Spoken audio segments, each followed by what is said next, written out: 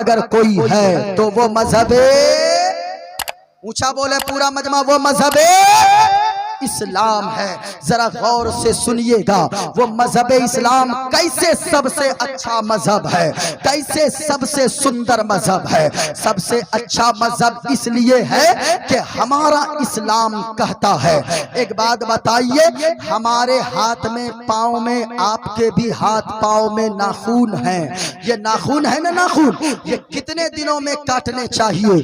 یہ مفتی صاحب سے پوچھئے، یہ کہیں گے زیادہ سے زیادہ آپ 40 دن تک ہی چھوڑ سکتے ہو۔ 40 دن کے اندر اندر ناخون کو کاٹنا ضروری ہے۔ 40 دن سے زیادہ ناخون کو بڑھانا یہ مکروہ تحریمی لکھا ہے اسلام نے۔ لیکن ایک کتاب کا نام ہے فتوی عالمگیری، اس کتاب میں یہ بات لکھی ہے، یہ تو اور لوگوں کے لیے ہے، لیکن اگر کوئی گائے کا دودھ دوہتا ہو، کوئی بھینس کا دودھ نکالتا ہو، تو وہ 40 دن کا کیا 10 دن کا بھی انتظار نہ کرے، بلکہ ہر ہفتہ میں ہر ہفتہ میں وہ ناخون کو کاٹ لیا کرے۔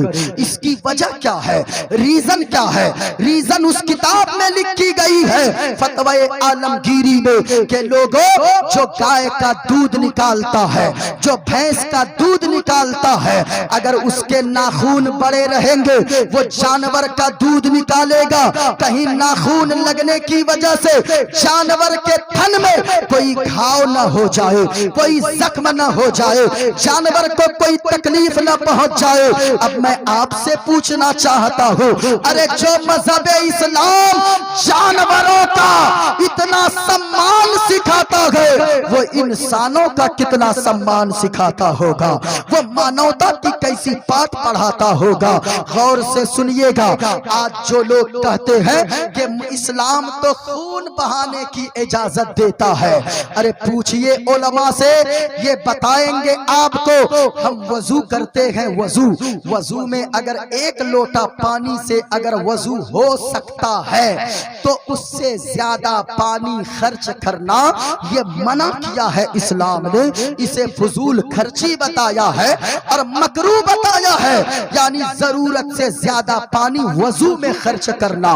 وضو تو عبادت ہے نا بھائی، وضو کرنا تو عبادت ہے۔ جب عبادت جیسی، وضو جیسی عبادت میں اگر کوئی زیادہ پانی خرچ کرے، اسلام زیادہ پانی خرچ کرنے سے منع کرتا ہے، تو وہ اسلام کسی کا خون بہانے کی اجازت کیسے دے سکتا ہے؟ لیکن شرط ہے، اسلام کو سمجھنا ہوگا۔ آج ہوتا یہ ہے، کسی شرابی کو ہماری قوم کا کسی نے دیکھا، لوگ کہتے ہیں ارے یہی تو اسلام کہتا ہے۔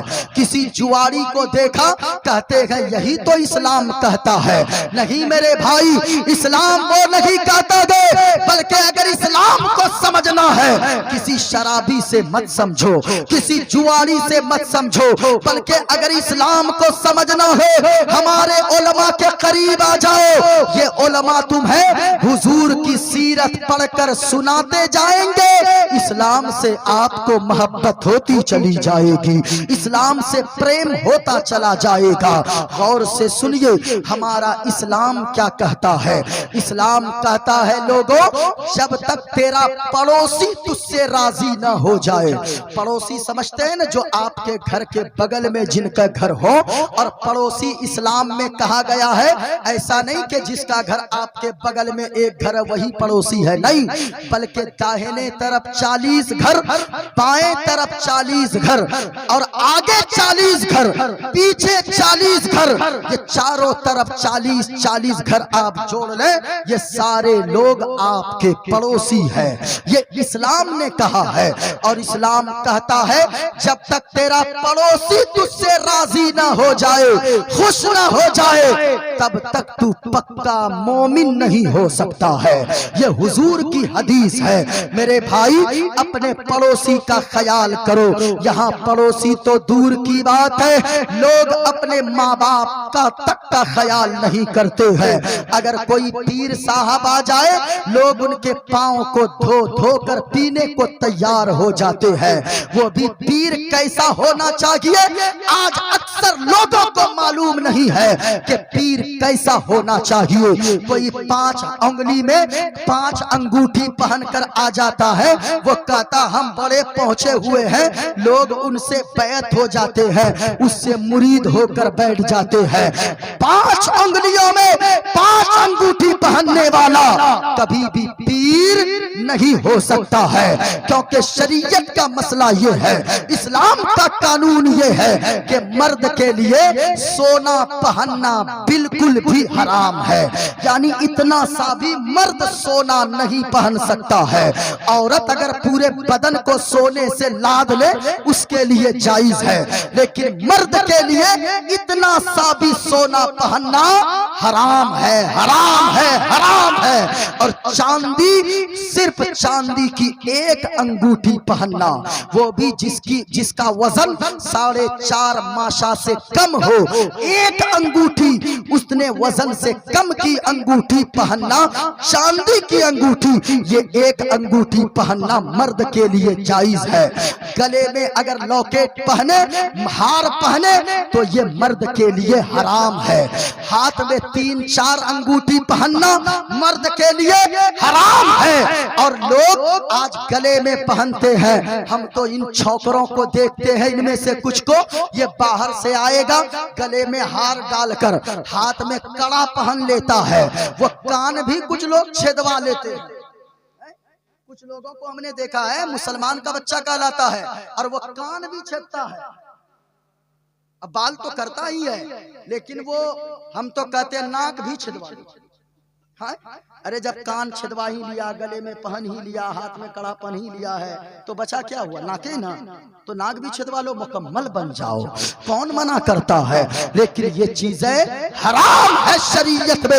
اس لیے میں آپ سے کہوں گا، یہ صرف مولانا ہی بتائے گا، جس بھی بچے کو آپ اپنے بچے کو دیکھیں، آپ کا بیٹا اگر گلے میں ہار پہنا ہے آپ اس کو فوراً اتروائیے، اگرچہ وہ چاندی کا ہار ہو، اگرچہ وہ سونے کا ہار ہو، اپنے بچے کو بتائیے بیٹا یہ پہننا حرام ہے۔ لیکن میرے بھائی جب آپ کے لیے حرام ہے، ہمارے لیے حرام ہے 5 انگوٹھیوں کو پہننا، تو آپ بتائیے کوئی 5 انگوٹھی پہن کر 5 انگلی میں آ جائے اور آپ اس سے بیعت ہو جاتے ہیں، اس سے مرید ہو جاتے ہیں۔ مت کریں ایسا، پیر وہی ہوگا جو شریعت کا پابند ہوگا، جو شریعت کے خلاف کام کرے گا وہ کبھی بھی پیر نہیں ہو سکتا ہے۔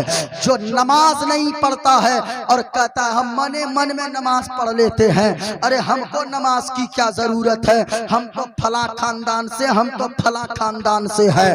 ان کو کہیے کہ من میں نماز نہیں ہوتی ہے، بلکہ شریعت میں تو مسئلہ یہ ہے اگر صحیح ہو تو کھڑے ہو کر نماز پڑھو، اگر کھڑے نہیں ہو سکتے ہو تو بیٹھ کر نماز پڑھو، اگر بیٹھ بھی نہیں سکتے ہو تو لیٹ کر نماز پڑھو، اگر لیٹ کر اشارے سے، ہاتھ کے اشارے سے نہیں پڑھ سکتے تو کم سے کم اپنی آنکھوں کے اشارے سے نماز پڑھو۔ اس حالت میں بھی نماز معاف نہیں ہے۔ نماز کتنے لوگوں پہ معاف ہے؟ صرف 2 لوگوں پہ۔ جو پیر صاحب آئے کہے کہ ہم پہ نماز معاف ہے، اس کو پوچھئے کہ ہم نے تو سنا ہے کہ صرف 2 لوگوں پہ نماز معاف ہے۔ وہ کون؟ ایک تو پاگل پہ نماز معاف ہے اور ایک وہ عورت پہ جس کو مہینے کا خون آیا ہوا ہو یا وہ ناپاکی کی حالت میں ہو۔ تو پیر صاحب آپ کون سی حالت میں ہے؟ عورت تو ہے نہیں، آپ تو پاگل ہی ہوں گے۔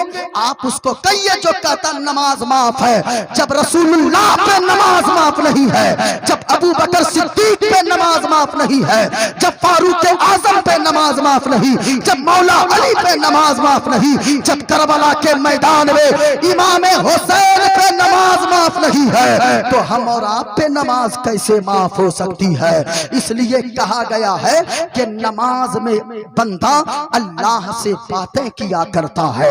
अगर अल्लाह से बात करने का जी चाहे तो नमाज पढ़िए, नमाज पढ़िए। कहा गया अपने घर को कब्रिस्तान मत बनाओ, यानी कभी कभी फर्ज मस्जिद में पढ़कर आइए और घर में आकर आप सुन्नत पढ़िए। मेरे भाइयों, मैं कह रहा था कि आज आप पीर साहब का लोग पांव धो धो कर पीते हैं, लेकिन अगर सच्चा पीर साहब होंगे ना तो वो आपको कहेंगे ये बता तेरे घर में तेरी माँ तेरे बाप राजी है कि नहीं है।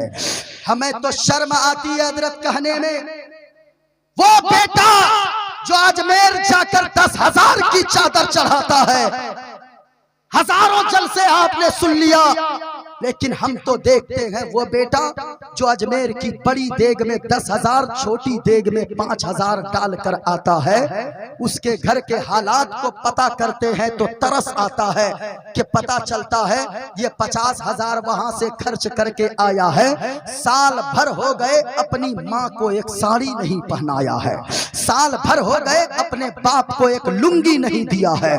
मैं कहूंगा क्या फायदा ऐसी दौलत का, क्या फायदा गरीब नवाज के चौखट पे फिर जाने का। पहले अपने माँ बाप को राजी करो। और मैं एक बात और कहूंगा, यहाँ जितने नौजवान हैं, हमें भीड़ से कोई मतलब नहीं है।